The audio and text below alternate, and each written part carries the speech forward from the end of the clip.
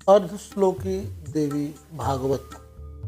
जिस प्रकार सप्तश्लोकी दुर्गा, सप्तश्लोकी गीता, पंचश्लोकी गणेश पुराण, चतुश्लोकी भागवत, एक श्लोकी भागवत, एक श्लोकी रामायण, एक श्लोकी योग वासिष्ठ, सार्ध श्लोकी दुर्गा तथा एक श्लोकी महाभारत प्राप्त होता है, उसी प्रकार अर्धश्लोकी देवी भागवत भी प्राप्त होता है, जो तात्विक दृष्टि से बड़े ही महत्व का है।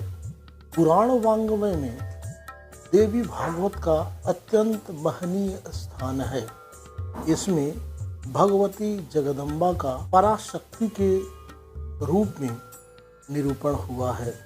इस पुराण के प्रकाट्य के विषय में इसी पुराण में बताया गया है कि जब भगवान वेद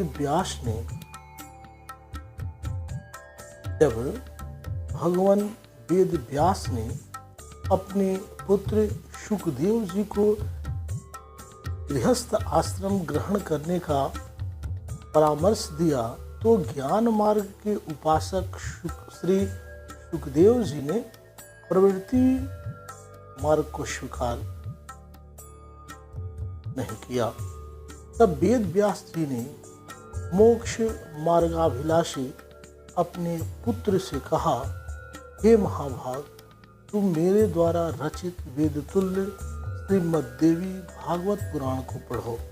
इसमें 12 स्कंद हैं। यह पुराण सभी पुराणों का आभूषण है और इसके सुनने मात्र से सत और असत वस्तुओं का यथार्थ ज्ञान हो जाता है। सद सज्ञान विज्ञानम श्रुत मात्रेण जायते। व्यास जी ने इस पुराण के प्रकाट्य की कथा बताते हुए आगे कहा है, ये महात्मते, एक समय की बात है जब महाप्रलय अवस्था में एकार्णव के मध्य वटपत्र पर भगवान विष्णु बाल रूप में शयन कर रहे थे और बड़े ही विचारमग्न थे कि किस चिदात्मा शक्ति ने मुझे बाल रूप में उत्पन्न किया है, मैं उन्हें कैसे जानूं। उसी समय आदि शक्ति भगवती ने आकाशवाणी के रूप में आधे श्लोक में ही संपूर्ण अर्थ को प्रदान करने वाले ज्ञान को बताते हुए कहा, सर्वं खिलविदमेवाहं ज्ञानदस्ते सनातनम, अर्थात सब कुछ मैं ही हूँ और दूसरा कोई भी सनातन नहीं है। भगवान बाल मुकुंद सोचने लगे कि इस सत्य वचन का उच्चारण किसने किया, उस कहने वाले को मैं कैसे जानूं, वह स्त्री है या पुरुष। तब उन्होंने उस श्लोकार्ध रूपी भागवत को अपने हृदय में धारण कर लिया। वे उसके अर्थ पर चिंतन करने लगे और बार बार उसका उच्चारण करने लगे। बाल मुकुंद को चिंतातुर देखकर उसी समय भगवती पराशक्ति शंख चक्र धारण किए चतुर्भुजा महादेवी के रूप में अपनी सखियों सहित वहां प्रकट हो गईं। वे दिव्य वस्त्राभूषणों से अलंकृत थीं। वहां उनका स्वरूप बड़ा ही शांत था। वे मंद मंद मुस्कुरा रही थीं।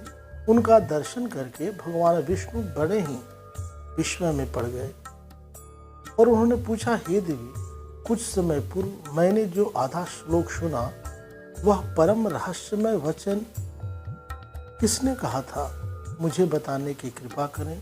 इस पर देवी ने कहा, मैं सगुणा रूपा चतुर्भुजा भगवती हूँ।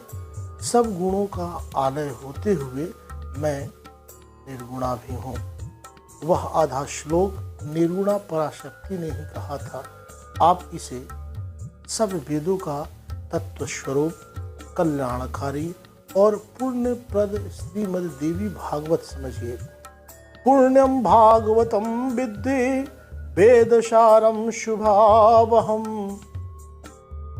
आप इसे सदा अपने चित्त में रखिए और सभी इसे कभी विस्मृत न कीजिए। यह सब शास्त्रों का सार है तथा भगवती महाविद्या के द्वारा प्रकाशित किया गया है। तीनों लोकों में इससे बढ़कर अन्य कुछ भी ज्ञातव्य नहीं है।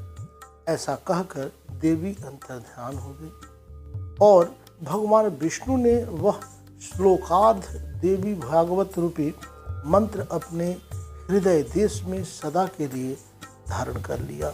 कुछ समय बाद जब ब्रह्मा जी दैत्यों के भय से डरकर भगवान विष्णु की शरण में गए तो भगवान को ध्यान में स्थित होकर मंत्र जप करते हुए देखकर ब्रह्मा जी बोले, हे देवेश, आप किस देवता का जप कर रहे हैं?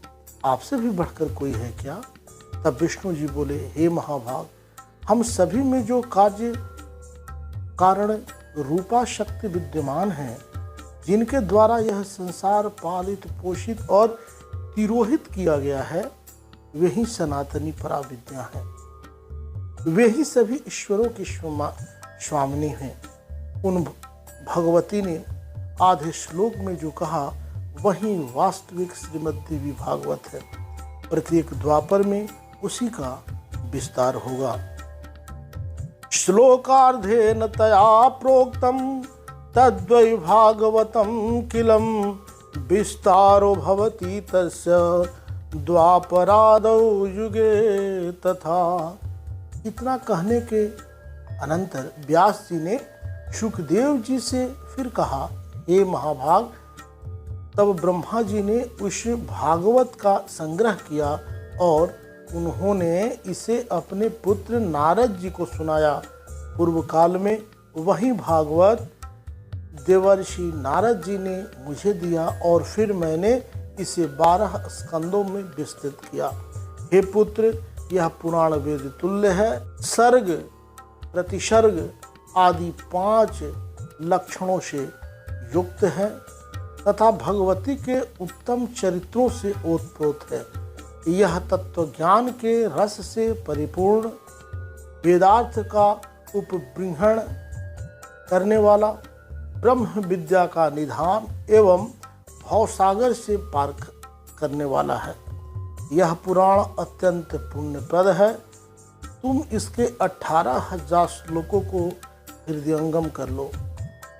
यह पुराण पाठ तथा श्रवण करने वालों के लिए अज्ञान का नाश करने वाला, दिव्य ज्ञान रूपी सूर्य का बोध कराने वाला, सुखप्रद, शांतिदायक, धन्य, दीर्घ आयु प्रदान करने वाला, कल्याणकारी तथा पुत्र पौत्र की वृद्धि करने वाला है।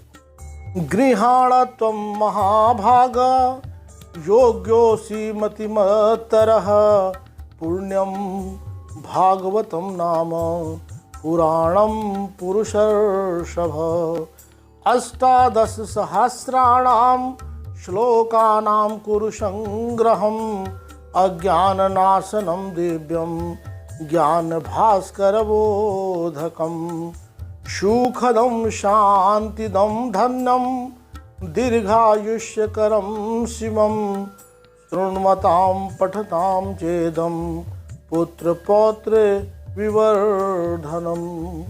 इस प्रकार वेद व्यास जी के द्वारा प्रेरित किए जाने पर व्यास जी के शिष्य सूत जी ने तथा सुखदेव जी ने श्लोकार्ध से विस्तृत हुए श्रीमद्देवी भागवत पुराण का अध्ययन किया।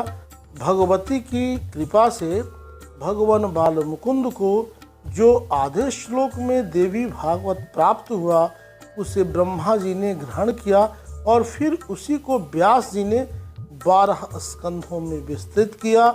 वही देवी भागवत हम सबको प्राप्त है। यही भगवती आदिशक्ति तथा भगवान वेद व्यास जी का जीवों पर महान अनुग्रह है।